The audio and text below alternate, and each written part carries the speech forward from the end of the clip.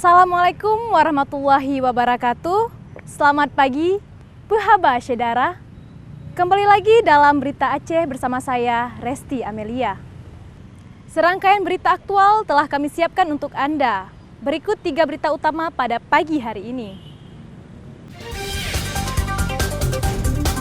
Sedikitnya 137 imigran Rohingya mendarat pada Kamis dini hari di pantai Kuala Pare, Kabupaten Aceh Timur, tanpa diketahui warga setempat.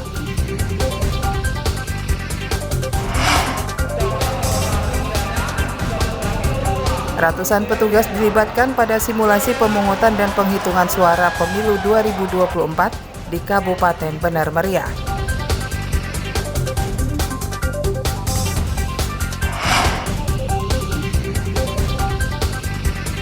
Seorang petani di Kabupaten Pidi ditangkap usai dilaporkan keluarga korban pelecehan.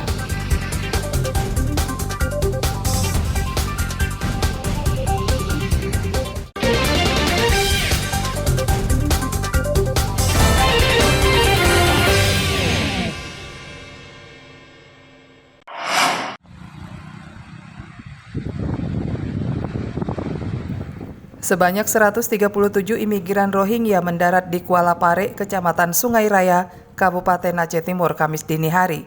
Pendaratan para imigran Rohingya ini tidak terlacak warga, lantaran mendarat di kawasan tanpa penghuni yang ditinggal sejak dihantam bencana tsunami tahun 2004 lalu. Keberadaan imigran Rohingya pertama kali diketahui warga yang hendak berkebun. Mereka kaget saat melihat daerah tersebut banyak manusia, padahal kawasan ini sudah lama tidak dihuni. Imigran Rohingya terdiri dari 40 orang laki-laki dan 47 orang perempuan, selebihnya 23 orang anak perempuan dan 27 orang anak laki-laki. Mereka hanya duduk di pinggir pantai sambil menunggu penanganan. Hingga Kamis siang, para imigran Rohingya tersebut masih berada di pinggir pantai. Mereka sudah diberi makanan dan minuman oleh warga setempat. Namun warga enggan menampung para imigran tersebut. Dari sisi kenyamanan, keamanan juga, kita sudah bermufakat dengan Musbika, nanti kita akan sediakan logistik untuk mereka berada di kapal dan mereka akan kita berangkat dari Kuala Pare. Nah, kalau kita lihat keadaan mereka ini lelah yang pasti pertama, lelah dan kemudian asupan makanan yang memang kurang sehingga mereka tampak memang lemas. Itu aja kalau kita lihat. Kalau lihat kondisi penyakit yang lain, kalau saya lihat nggak ada yang begitu bermasalah. Warga berencana mengembalikan para pengungsi Rohingya ke kapalnya, lantaran tidak diizinkan untuk menempati permukiman mereka. Tim Liputan Aceh melaporkan dari Kabupaten Aceh Timur.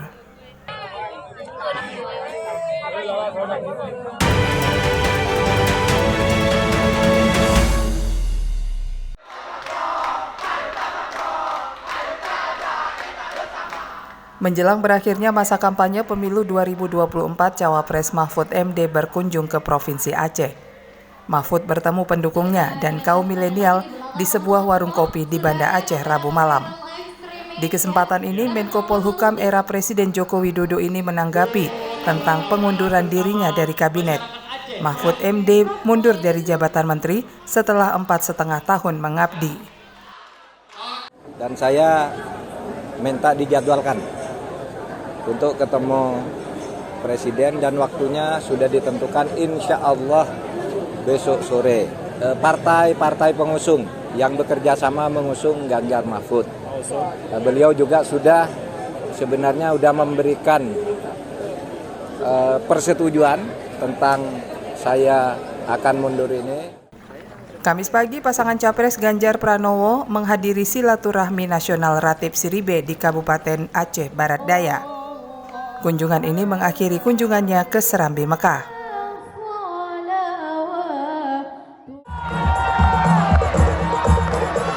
Sebelumnya, Capres nomor urut 1 Anies Baswedan menghadiri kampanye terbuka di Stadion Haji di Murtala, Banda Aceh Sabtu pekan lalu. Pada kampanye akbar di ibu kota Provinsi Aceh ini, Anies menjanjikan pembangunan stadion bertaraf internasional dan memperjuangkan dana otsus untuk Aceh. Agar di Aceh ini nantinya ada stadion berstandar internasional. Stadion ini bagus, tapi belum standar internasional. Apakah perlu dibiarkan? Tidak. Perlu diubah? Setuju jadi stadion FIFA? Kita nanti lakukan itu. Bapak sekalian, perubahan ini kita kerjakan. Dan saya ingin sampaikan, saya bicara tentang ketidakadilan, bicara tentang kesetaraan, bukan.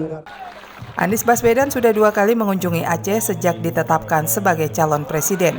Sebelum ke Banda Aceh, calon presiden nomor urut 1 ini mengunjungi Kabupaten Aceh Timur.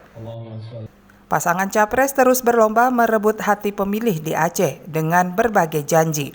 Namun janji tersebut hanya bisa dinikmati usai pemilu nanti. Tim Liputan Aceh melaporkan dari Kota Banda Aceh.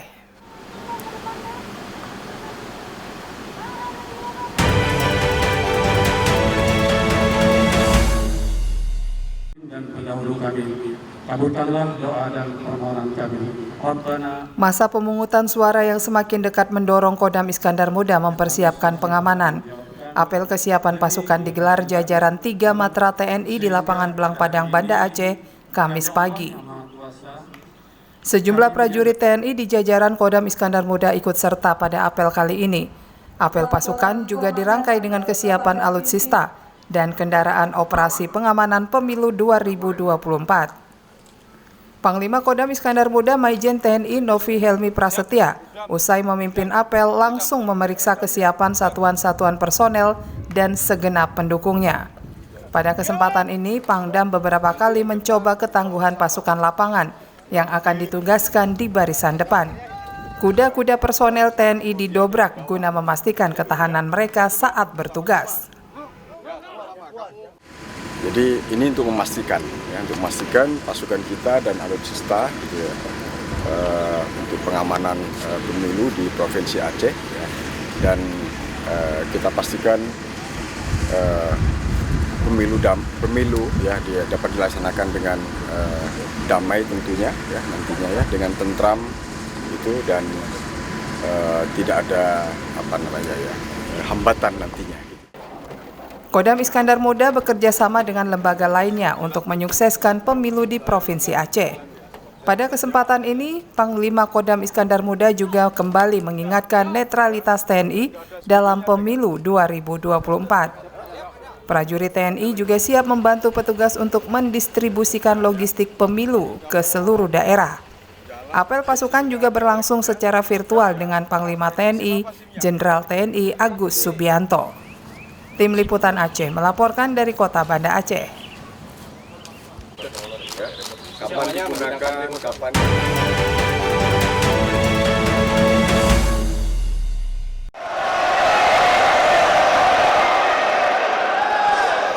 Simulasi pemilu 2024 masih terus berlangsung di sejumlah daerah. Komisi Independen Pemilihan Kabupaten Benar Meriah menggelar simulasi pemungutan dan penghitungan suara untuk kedua kalinya. Simulasi pemungutan dan penghitungan suara melibatkan lebih dari 1.000 petugas pemilu. Mereka terdiri dari petugas penyelenggara pemilu dan perwakilan partai politik peserta pemilu di Kabupaten Benar Meriah. Para petugas pemilu mengikuti simulasi dimulai dari pendaftaran di KPPS, pencoblosan, hingga penghitungan suara. Penggunaan aplikasi rekapitulasi Sirekap juga disimulasikan. Komisi Independen Pemilihan KIP Kabupaten Benar Meriah menggelar simulasi untuk kedua kalinya untuk memantapkan pengetahuan dan pemahaman para petugas yang terlibat pada pemilu 2024. Peserta simulasi terdiri dari PPS dan anggota KPPS serta PPK. Simulasi hari ini memang merupakan simulasi kedua, tetapi peserta yang kita libatkan hari ini memang lebih banyak. Terutama karena KPPS kita kan sudah dibentuk, jadi kita ingin ketua KPPS khususnya dengan anggota yang akan menjadi operator Sirekap itu kita libatkan, sehingga mereka bisa memastikan seperti apa nanti TPS yang akan dibuat di TPS-nya. Kalau yang pertama itu kita belum ada KPPS, itu baru masih tingkat PPS saja. Pelibatan seluruh petugas pada simulasi kali ini untuk mengantisipasi berbagai kondisi di TPS saat pemungutan suara pada 14 Februari 2024 berlangsung. Simulasi juga untuk memastikan penggunaan aplikasi Sirekap untuk penghitungan suara dapat berjalan dengan lancar.